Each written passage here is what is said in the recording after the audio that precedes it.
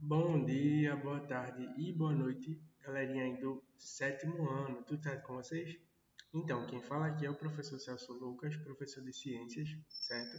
E na aula de hoje nós vamos concluir o conteúdo sobre ecossistemas terrestres, certo? Vamos concluir e fazer alguns exercícios posteriormente. Nós falamos sobre os principais biomas, certo? E agora nós vamos falar sobre outros ecossistemas terrestres de grande importância aí para a humanidade, certo? Vamos começar a falar sobre a Mata dos Cocais, certo? A Mata dos Cocais é um pequeno bioma, ele não faz parte dos principais biomas, certo? Ele é um pequeno bioma de transição, certo? Ele fica entre a Caatinga, o Cerrado e a Floresta Amazônica. Então, ele é um bioma de transição entre três biomas: Caatinga, Cerrado e Floresta Amazônica. E esse ecossistema ele vai ser caracterizado por sua abundância em palmeiras, como o babaçu, a carnaúba, a oiticica e o buriti, certo? Os frutos das palmeiras são chamados popularmente de cocos, certo? Ou coquinhos, né? Todo mundo aí já deve ter visto as palmeiras, etc. A Mata dos Cocais ela é muito famosa por ter inúmeras palmeiras, certo?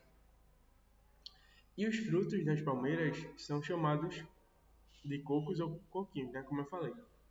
O que vai justificar o nome desse bioma, que fica localizado nos estados do Maranhão e do Piauí, certo? Falamos sobre a Mata dos Cocais, agora vamos falar sobre as matas das araucárias, certo? A Mata das Araucárias, ela faz parte da Mata Atlântica e ela é encontrada desde o sul do estado de São Paulo até o Rio Grande do Sul, certo? E ela está associada aí a planaltos com altitudes médias entre 600 e 800 metros. O clima na Mata das Araucárias é subtropical, com estações definidas, chuvas bem distribuídas, verões quentes e invernos com baixas temperaturas, incluindo a possibilidade de neve, certo? O nome desse tipo de ecossistema deve-se à espécie de árvore mais abundante no local, que é a araucária ou pinheiro do Paraná, certo? A Mata das Araucárias também é chamada de Mata dos Pinhais. Agora vamos falar um pouco sobre manguezal. Bom, manguezal é um tipo de ecossistema costeiro representado por áreas úmidas alagadiças que constituem a transição entre ecossistemas terrestres e marinhos. Ocorre em locais onde há encontro de águas doces e salgadas nas regiões tropicais e subtropicais do planeta. No Brasil, sua ocorrência é relatada desde o Oiapoque, no Amapá, até a Laguna, em Santa Catarina, certo? E os manguezais, eles possuem solo lamacento, com cor escura e odor característico, né? Por serem feitos de matéria orgânica. O manguezal, ele vai sofrer influência do fluxo das marés, já que em algumas áreas são inundadas diariamente por 2 vezes em razão da maré cheia.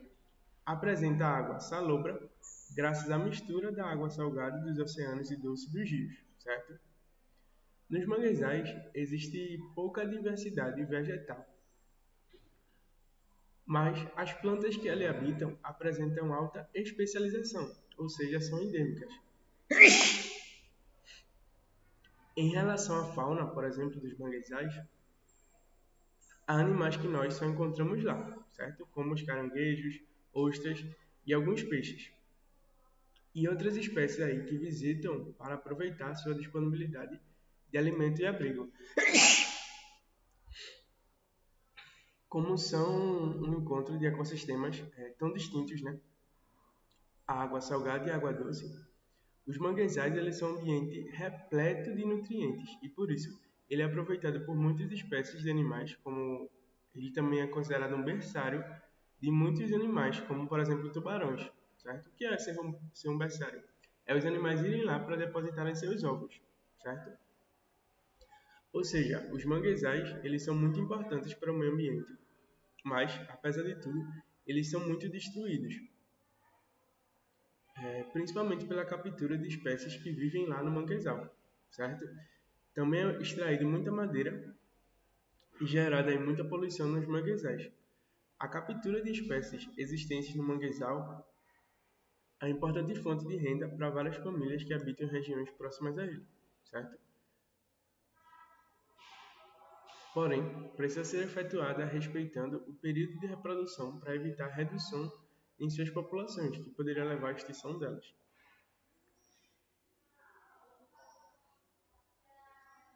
Agora vamos falar sobre marismas ou pântanos salgados. São ecossistemas costeiros formados em planícies ou depressões alagadiças próximas à foz do rio. Sofrem diariamente inundações das marés e o escoamento das águas dos rios.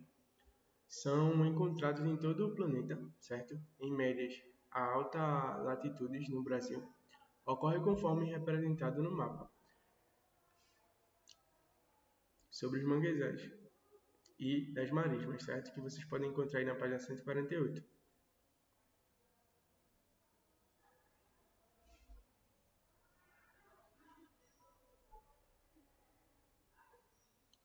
E no Brasil, as marismas, elas ocorrem conforme desde a costa de Santa Catarina até o Rio Grande do Sul, certo? Nas marismas se predomina a vegetação herbácea, ou seja, de plantas como grama, certo? Formado por gramíneas, como a macega, mol e juncos, certo? As marismas, assim como os manguezais, também são muito importantes para o equilíbrio de zonas costeiras, costeira próxima ao mar, certo? Também são ricas em matéria orgânica e muitas espécies de aves, moluscos, roedores e peixes, os quais os utilizam para se alimentar e procriar. Vamos falar agora um pouco sobre a restinga, certo? A restinga é um tipo de ecossistema encontrado ao longo da planície costeira. Inclui uma diversidade de formações vegetais adaptadas ao solo arenoso e sofre influência da salinidade das águas do mar. Há também uma vegetação herbácea, arbustiva e arbórea na restinga, certo? Ela é conhecida como mata de restinga. Muitas espécies de animais podem ser encontradas nesse ambiente, como crustáceos, répteis, aves, que vão utilizar como local de alimentação ou descanso. Certo? Vocês podem ver aí a restinga, uma imagem no final da página 149.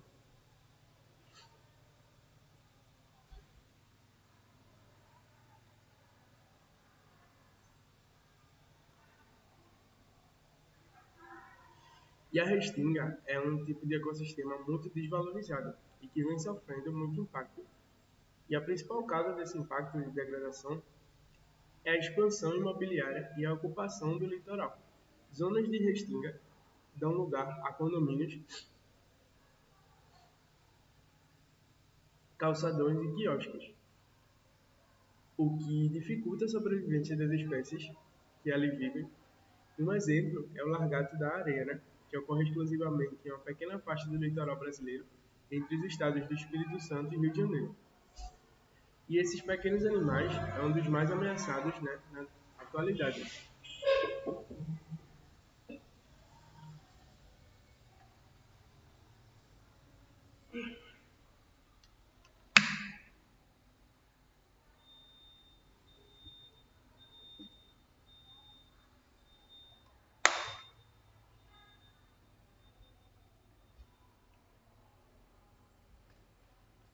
Vamos falar agora sobre ecossistemas aquáticos.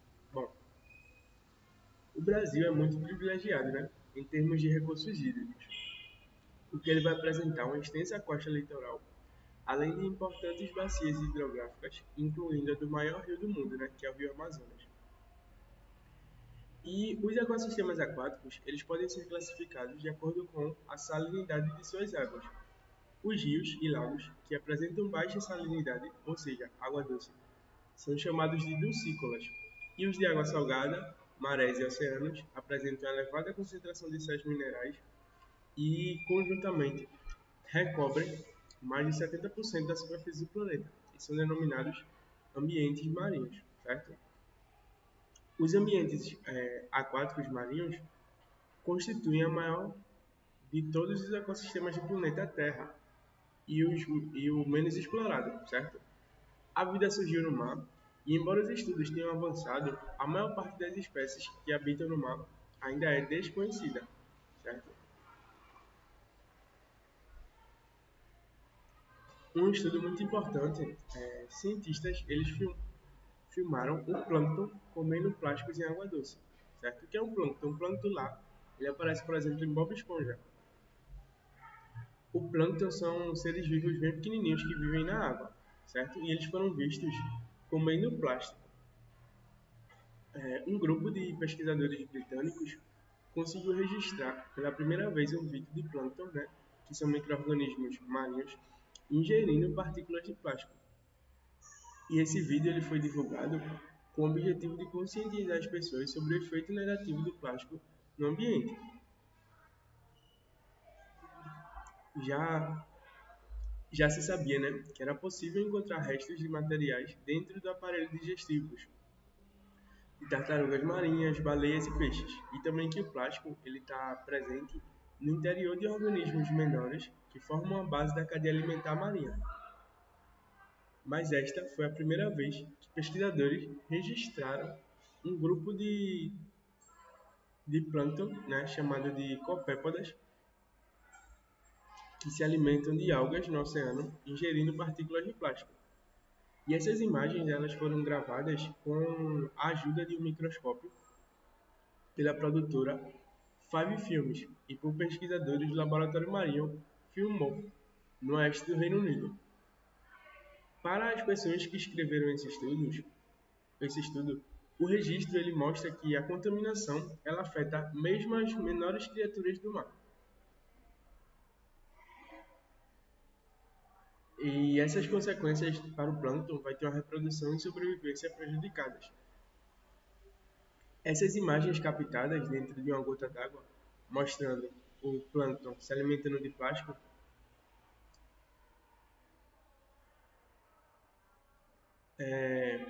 mostra eles usando suas patas para atrair as partículas de plástico da água, certo? A cada ano, 8 milhões de toneladas de resíduos plásticos chegam ao mar. Com o tempo, os pedaços maiores de plásticos eles se decompõem em pedaços menores, certo? Segundo o pesquisador Matthew Kohler, do laboratório de Fillmore, vários tipos de plantas ingerem essas partículas de plástico, incluindo larvas de caranguejo e de ostras. Em alguns casos, o plâncton ele excreta o plástico ingerindo poucas horas depois, mas na maioria deles, quando não tem acesso a outros alimentos, esse plástico ele pode permanecer dentro do sistema digestivo por até 7 dias.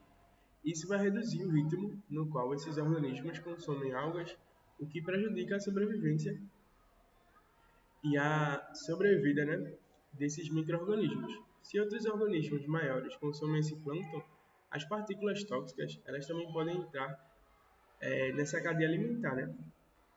Certo? Então é importante a gente não jogar plástico no mar, certo? A gente vai estar destruindo diretamente várias formas de vida, certo?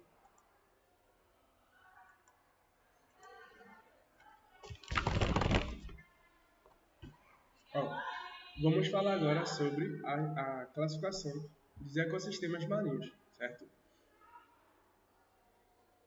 Eles podem ser classificados em zona litorânea, zona nerítica, zona batial e zona abissal, certo? A zona litorânea vai ser a faixa do substrato litoral que se estende entre os limites dos mares altos e baixos.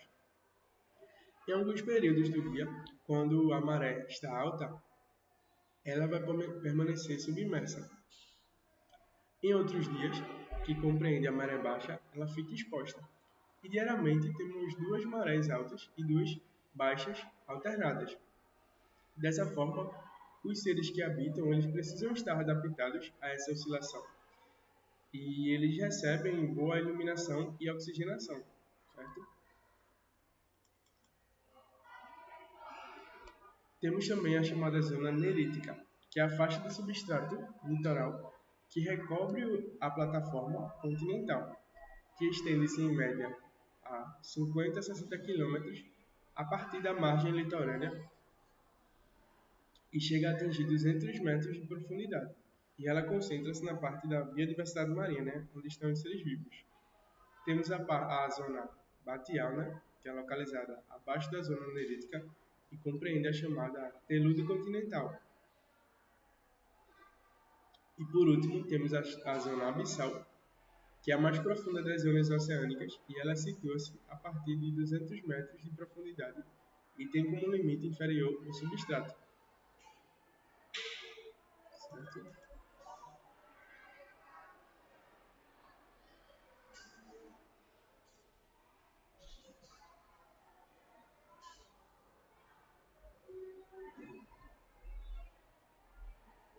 Na página 151 vocês podem ver a imagem das zonas, certo?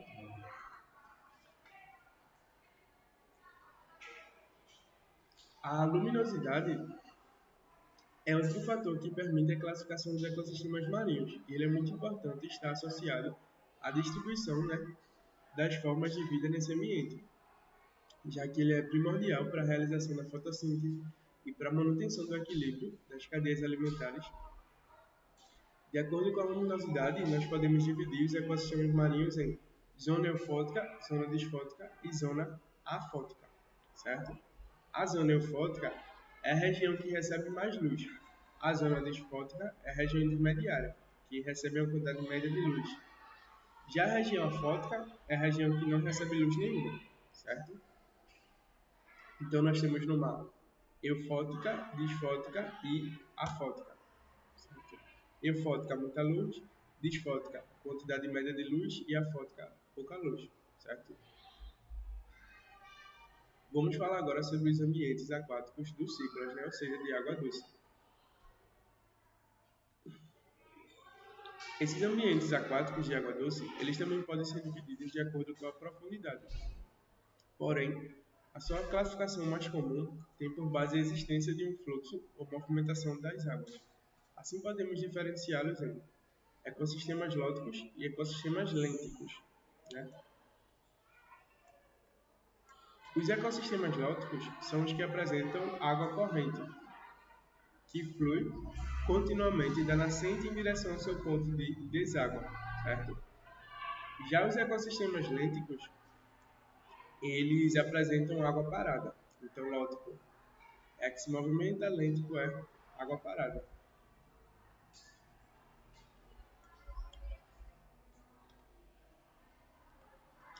certo?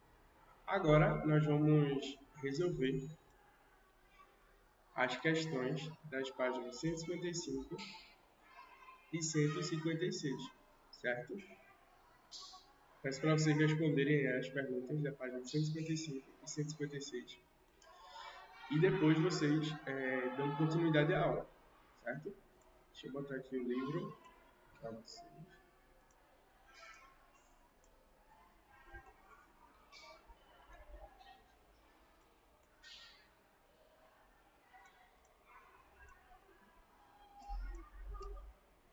Bom, aqui na página 155, nós temos o que são biomas, cite elementos que influenciam a formação deles. Biomas são conjuntos de ecossistemas, certo? Com características naturais próprias. E o que vai influenciar no bioma são temperatura, pluviosidade e relevo, ou seja, a temperatura do ambiente, o quanto se chove, né, que é a pluviosidade, e o relevo, que é o formato da sua superfície, certo? Aqui, ó. Localiza-se entre a floresta amazônica e a caatinga, estende-se principalmente pelos estados do Maranhão e Piauí. Esse bioma apresenta predomínio de palmeiras como o babaçu, a carnaúba e o buriti. Essa descrição refere-se a qual bioma brasileiro? Mata dos Cocais, certo? Terceira questão.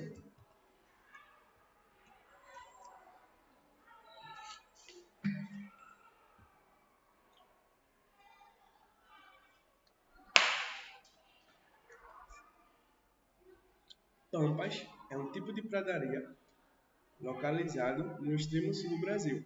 Assim como outros biomas brasileiros, os pampas vêm sofrendo um processo de degradação decorrente da ação humana, mal planejada. Desde o início do século XX, com a chegada dos imigrantes italianos e alemães que se instalaram nessa região, a pecuária ela tem sido praticada em larga escala desse ambiente. Que característica dos pampas favorece a prática dessa atividade? O que vai favorecer aí a pecuária é a vegetação rasteira, né, predominante nos pampas, e pode ser usada como pastagem para a criação de diversos tipos de animais. O clima lá nos pampas é ameno e o relevo suave, e eles também são propícios para a atividade da pecuária, certo? Então aqui na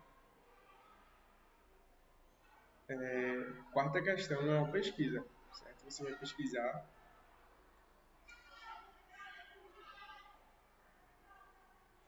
sobre o manguezal, certo? Responda aí a quinta também.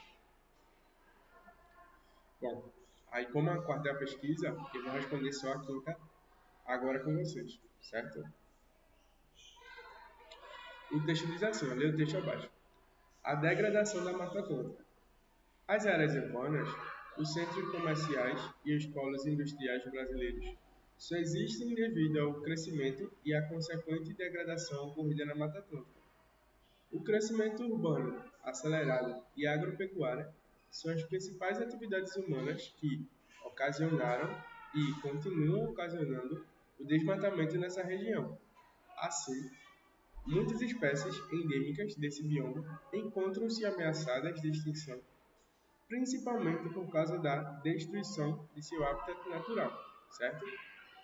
Na Mata Atlântica, existem mais de 20.000 espécies de plantas, sendo que metade delas são endêmicas.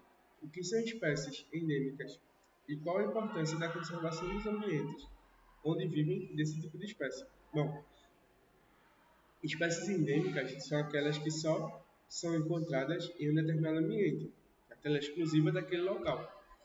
Portanto, quando aquele ambiente é destruído, as espécies endêmicas elas são as primeiras a sofrerem extinção, certo? E eu vou deixar aí, como tarefa de casa, as páginas 157, 158, certo? 157 e 158 aí como tarefa de casa. Sétimo ano. Aí na próxima aula eu vou corrigir, certo? A sensitividade da página 157 e 158. A aula de hoje era isso. Obrigado e até a próxima.